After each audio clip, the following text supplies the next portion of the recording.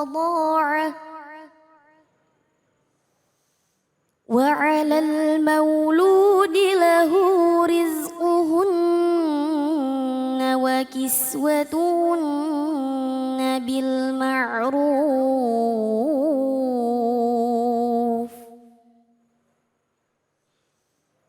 لا تكلف نفس إلا وسعها لا تضار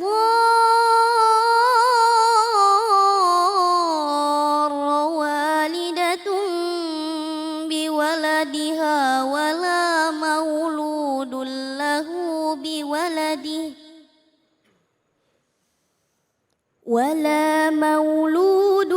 له بولده وعلى الوارث مثل ذلك فإن أرادا فصالا عن تراض منهما وتشاور فلا جناح عليهما وإن أردتم أن تسترضعوا أولادكم فلا جناح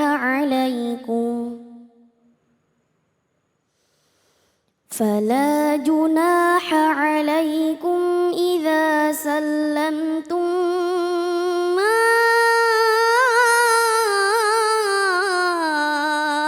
آتيتم بالمعروف واتقوا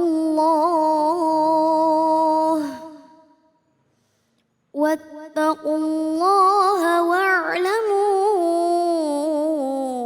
أن الله بما تعملون بصير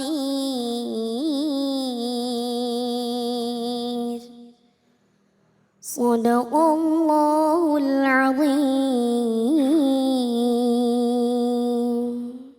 Maha benar Allah dengan segala firman-Nya, Iqra'ul Qur'an fa innahu ya'ti yaumal qiyamah syafi'an li ashabi. Bacalah Al-Qur'an maka insyaallah Al-Qur'an yang kita baca akan menjadi syafaat bagi yang membacanya. Amin ya rabbal alamin. Kembali lagi di Cahaya Hati Indonesia. Terima kasih kepada para pemirsa dimanapun berada yang masih setia bersama kami dan para jamaah yang tentunya masih semangat. Semangat semuanya.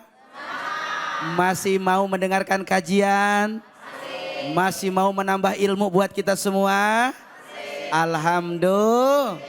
Baik, mari sama-sama kita dengarkan segmen ini adalah kajian tafsir yang insya Allah akan dibahas oleh guru kita Ustadz Rizky Tamami. Kepadanya fa'alaihi maskuron. Sallu ala Muhammad. Bismillahirrahmanirrahim. Assalamualaikum warahmatullahi wabarakatuh. Waalaikumsalam warahmatullahi wabarakatuh. Para pemirsa Cahaya Hati Indonesia, iNews TV yang dimuliakan oleh Allah Subhanahu wa taala. Bu. Bu. Sehat? Alhamdulillah, Pak. Bapaknya masih hidup ini. Alhamdulillah. Hidup Ji. Bapak Ibu yang dirahmati oleh Allah Subhanahu wa taala. Memang ketika kita bicara tentang rumah tangga ini tidak lepas dari beberapa faktor. Terutama ketika kita menikahi istri kita yang dulu itu jadi idam-idaman kita. Lalu ketika kita setelah menikah adalah anak ketika kita dikaruniakan oleh Allah Subhanahu wa taala, kedua-duanya adalah menjadi tanggung jawab kita. Kenapa begitu? Karena setelah akad nikah maka semua tanggung jawab seorang istri ada di seorang suami. Ketika seorang istri kita pergauli lalu Allah takdirkan kita mempunyai anak, maka bagaimana nasib anak kita di dalam persusuannya? Maka ada satu kitab namanya kitab Rahikul Makhtum. Ini kitab sejarah Bu. Itu kurang lebih jumlah halamannya Ustadz udah diterjemahkan 749 halaman. Kira-kira ibu-ibu pernah baca buku enggak 749 halaman? Oh pernah baca buku begitu? Jangankan baca buku 700 halaman. Iya, iya. Kadang-kadang baru baca Yasin Ji seayat. Yasin. Tiba-tiba ada WA dari bestinya. Iya. Nanya posisi di mana coy. Kita jawab di rumah ngapa emang. Ayo apa ngopi. Oke siap 86 OTW. Iya. Sadaqallahul azim. Ada yang begitu modelnya ada. Ada modelnya. Ya. Maka Allah Subhanahu wa taala menganjurkan ketika kita punya anak Bu, itu kita susui selama 2 tahun. Ya, cuman bagaimana Ustadz problemnya? Udah saya mah setahun aja dah. Sisanya pakai susu merek lain aja dah, bukan susu merek dewek begitu kira-kira. Iya. Maka nggak jadi masalah. Lihat dulu bahkan baginda Rasul Shallallahu Alaihi Wasallam di dalam beberapa kitab sirah, beliau kan sempat disusui oleh siapa? Halimah. Nah, ini adalah tanda bukti ternyata baginda Rasul Shallallahu Alaihi Wasallam pernah disusui selain kepada ibunya. Nah itu adalah tugas ibu untuk menyusui anaknya. Lalu bagaimana tugas seorang bapak kepada anaknya, suami kepada istrinya? Maka dalam ayat ini dikatakan tanggung jawab dari segi pertama pakaiannya. Jadi seorang suami itu harus perhatiin bagaimana pakaian bininya, pakaian anaknya. Bukan cuman pas lebaran doang. Kadang-kadang kan kalau orang kita baju baru pas lebaran aja. Anak 5 Ji, ya. 1 anak 2 pakaian, gempor sampai 10 tuh ya. Iya. Belum bininya minta pakaian 3. Tiap hari Ji. Ya, tiap hari begitu modelnya ya.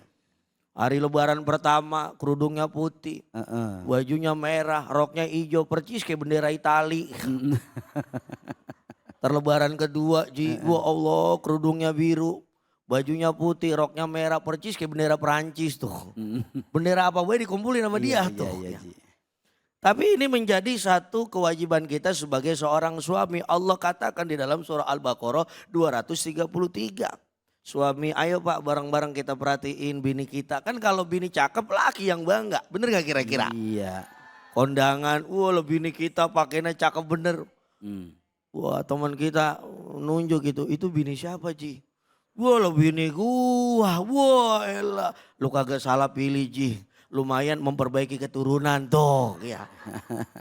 Jadi kalau bininya yang cantik, bininya pakaiannya cakep, yang bangga siapa? Lah suaminya. Makanya jangan heran misalkan ada ibu-ibu berangkat pengajian, nyampe pengajian Ji pengen maulid mau Isra Mi'raj, nyampe rumah Pak jangan lupa.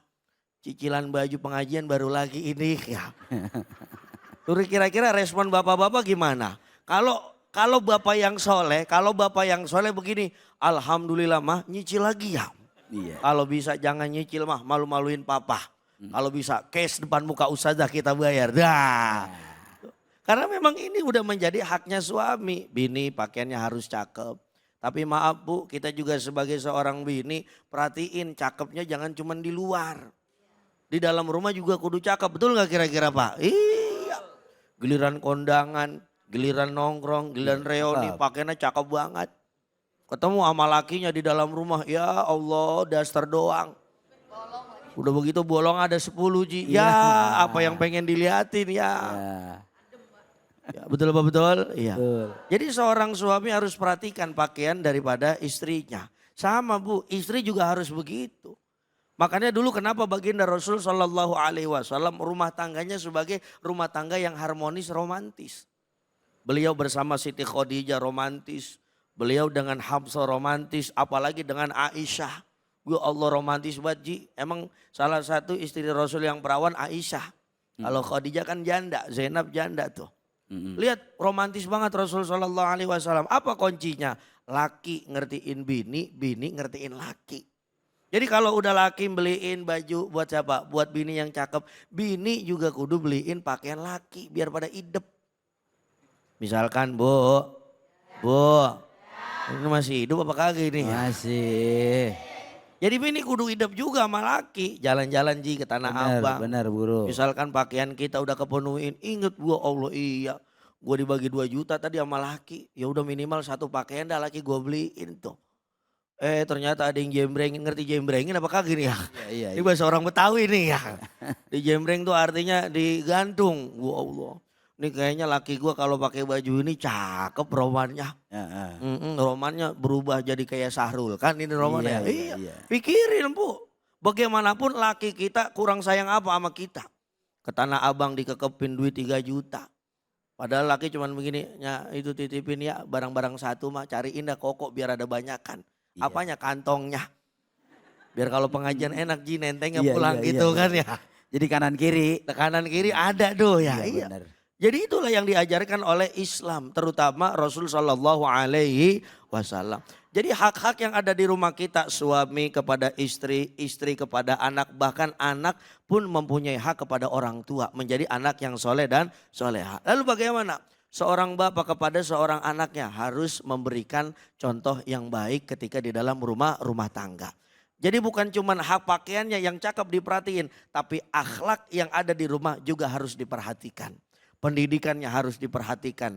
Bacaan Qur'annya juga harus diperhatikan. Supaya apa? Supaya bukan cuma jadi perhiasan dunia, tapi insya Allah menjadi perhiasan akhirat. Kalau udah begitu insya Allah di sorga barang-barang amin ya robbal alamin. Begitu kira-kira Ji. Masya Allah tabarakallah. Terima kasih guru kita Ustadz Rizky Tamami atas penjelasan dari tafsir surah Al-Baqarah ayat 233 yang begitu luar biasa, di mana dalam paparan tadi kita menjadi suami yang tentunya bisa bertanggung jawab kepada istrinya, insya. Begitupun istri yang bisa bertanggung jawab kepada rumah tangganya. Amin ya robbal. Nah, sepertinya para jamaah yang ada di sini udah nggak sabar pengen bertanya sama guru. Ada yang mau bertanya ada? Waduh banyak banget guru. Ya, banyak Cuman amat kesempatannya ya. cuman satu. Saya kasih bapak-bapak dah Pak. Iya dah. Nah silakan bapak yang itu. Salam dulu Pak. Assalamualaikum warahmatullahi wabarakatuh. Waalaikumsalam warahmatullahi wabarakatuh. Perkenalkan Ustadz, nama saya Firdaus. Ustadz Firdaus. Saya jamaah dari Masjid Al-Iman. Alhamdulillah silakan Pak. Di sini saya mau tanya Ustadz, saya udah nikah cukup lama. Nah di akhir-akhir ini nih ada kebiasaan nih istri saya Ustadz. Dikit-dikit nanya, ayah sayang bunda nggak ayah? Ya, iya. Terus. Dikit-dikit nanya Iya, gitu iya. Ustadz. Jadinya Nanya mulu berarti ya? Jadi Iya. kadang ya terus terang sih saya emang kalau nunjukin bilang jawabinnya dia ya sayang gitu. Tapi udah dijawab kadang besoknya nanya lagi. Iya. Nah itu kudunya kita bersikap bagaimana Ustaz untuk meyakini, kayaknya meragukan gitu Ustaz. Iya, Rasa sayang iya. kita ke istri gitu Ustaz. Masya Allah, terima kasih. Bapak Firdaus luar biasa Ji. Ini pertanyaan sama kayak ini istri aneh di rumah Ji. Asal aneh pulang kerja, ayah sayang nggak sama mama. Asal aneh pulang kerja, saya nggak sama, belum dikasih duit Ji. Silakan guru, jawab guru. Jawab. Kayaknya kita bertiga harus bikin grup WA. Ternyata emang ini pertanyaan saya juga begitu Pak. Berarti ini pertanyaan buat saya juga ya. Karena memang seorang perempuan itu ditakdirkan banyak nanya, banyak ngomong. Iya. Ya, kalau bahasa orang pesantrennya itu adalah tahqiq. Tahqiq artinya apa? Nekenin kira-kira laki gue sayang apa kagak gitu kan kira-kira. Mungkin bisa jadi ngelihat gerak-gerik kita juga. Waduh, ini laki gue sayang apa kagak deh. Biasa pulang jam 10, sekarang pulang jam 1. Ini kira-kira nongkrongnya di mana dia, kan begitu kira-kira ya. Tapi insya Allah, jadi suami istri itu harus ada rasa husnuzon. Husnuzon artinya adalah berprasangka baik kepada pasangan kita. Ketika kita misalkan seorang suami harus juga berhusnuzon kepada seorang istri. Masya Allah ternyata istri saya nih, saya nggak salah pilih istri, saya soleha istri saya. Makanya saya Ji itu termasuk termasuk suami yang gak pernah buka WA-nya istri tuh. Saya Ji itu kenapa? Antum ya Ji ya? Iya takut saya. Kenapa? Karena kita husnuzon aja sama bini kita. Oh insya Allah lah bini kita kan kita pilih karena akhlaknya. Karena perangainya. Sama laki juga begitu, bini juga harus begitu juga. Ya Allah kalau gue tanyain sayang mulu sama laki gue pasti sayang. Ingat Bu, laki itu menunjukkan kasih sayangnya bukan cuma lewat mulut. Kadang-kadang maaf tanpa bicara laki sayang sama kita. Ibu pilih mana? Laki yang sering ngomong tapi nggak pernah beliin barang. Daripada misal atau laki yang beliin barang mulut tapi kagak pakai ngomong. Ayo ngomong yang mana tuh? Milih yang mana? Iya. Misalkan ibu punya laki misalkan Udah mah tenang. Ntar minggu kita jalan-jalan.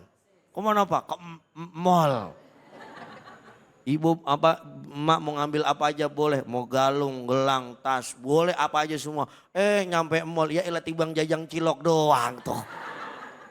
Beda sama laki yang misalkan maaf. Kan ada laki-laki yang mohon maaf, diem tapi tindakannya luar biasa. Tiba-tiba pulang dinas dari Jogja, wah bininya dibeliin tas. Tulisannya GUCCI. Wah loh.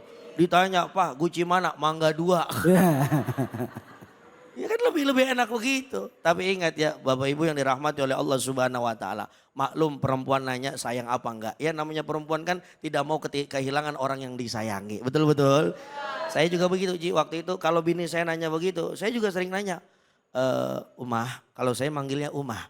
Kalau bini saya manggilnya Buya. Untung aja nggak dipakein A tengahnya. Iya, jadi buaya. Iya. Saya tanya kenapa sih Uma tiap hari nanya Buya sayang Uma apa enggak? Cuman satu, takut kehilangan itu perempuan. Kenapa? Kalau perempuan kalau udah kehilangan laki-lakinya maaf susah pengen kawin lagi. Betul nggak kira-kira? Nenek-nenek kita maaf Pak, nenek-nenek kita itu pas ditinggalin sama engkong kita. Ya Allah bertahan 10 tahun 15 tahun kagak kawin lagi. Beda sama kita laki-laki. Ya Allah bini mati. Kadang-kadang kuburan belum kering Ji, udah angkah tuh kawazawat kobil tuh nikah. Betul. Nah, tapi pada intinya insya Allah kalau laki model begitu, bini model begitu tandanya sama-sama sayang. Terus juga saya ingin menambahkan sedikit di dalam surah Al-Baqarah tadi, jangan takut ketika kita sayang sama istri kita. Kita sayang sama laki kita, bahkan kita mengeluarkan harta yang kita miliki untuk semuanya. Insya Allah, Allah akan beri kemudahan, bahkan Allah ganti yang lebih banyak lagi kepada kita. Amin ya robbal. Maka dari itu jangan pernah pelit sama 2 perempuan buat laki-laki. Yang pertama jangan pernah pelit sama istri. Yang kedua jangan pernah pelit sama ibu kita. Saya ngerasain bener, saya habis pulang ceramah Ji, Ana Ji jujur, kalau ceramah Ana gak pernah megang amplop, udah langsung kasih bini aja. Masya Allah. Paling kita minta 10% ya. Ya. Nah iya buat bensin, buat ngopi kan begitu kira-kira. Masya Allah kita kasih itu, ya Allah rezeki makin nambah. Bahkan ibu kita, makanya saya ketika memposisikan mana prioritas pertama, ibu atau seorang istri. Saya menempatkan istri dan ibu saya sebagai prioritas utama karena doa-doa mereka yang akan mengangkat derajat kita semuanya. Amin ya robbal alamin. Terima Masya kasih. Allah, tabarakallah. Terima kasih guru kita Ustaz Rizky Tamami yang telah membagi ilmunya, mengulas begitu jelas, begitu luar biasa, begitu lugas. Mudah-mudahan ada keberkahan ilmu buat kita semua. Amin ya robbal. Setelah ini kita akan dengarkan ceramah dari guru kita Ustadz Ihsan Syaban. Jangan kemana-mana, tetap di Cahaya Hati.